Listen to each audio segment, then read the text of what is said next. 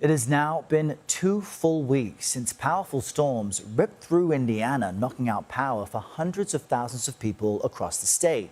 And while much of the state had its power restored, several thousand people in the city of Gary are still waiting for the lights to come back on.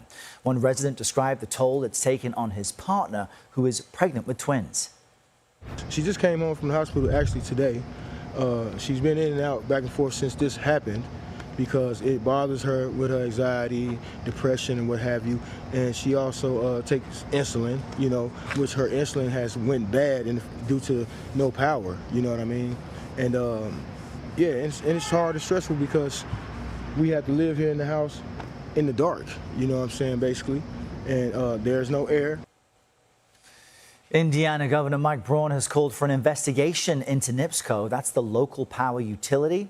And Eddie Melton, the mayor of Gary, says it's unacceptable for residents to still be without power this long after the storms.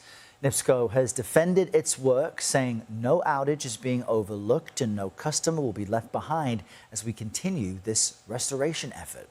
And Mayor Melton joins us now to discuss this. Mayor, good morning. What's frustrated you the most about NIPSCO's response to the storms, and how are your residents going to suffer even if the power comes back on today?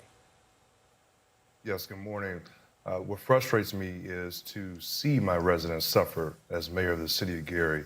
I've had conversations with the utility, and knowing that there should have been additional and more workforce is my belief on the ground in the onset of the storm.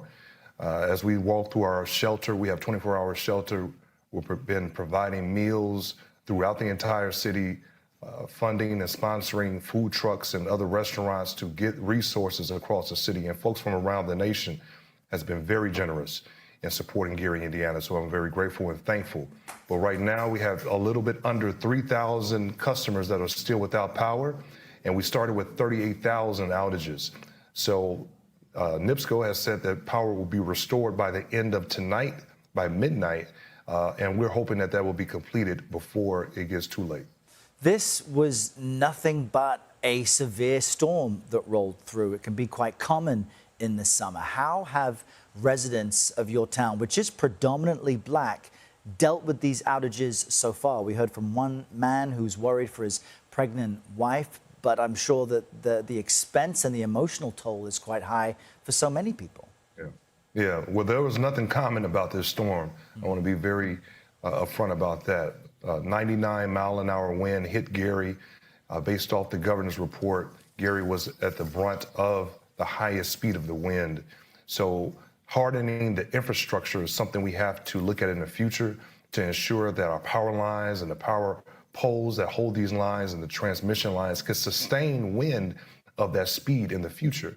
So as we look at returning back to normal, it's our hope that we can bring some relief to residents by requesting that NIPSCO put a moratorium on disconnections, that folks won't get a bill, they will receive a credit.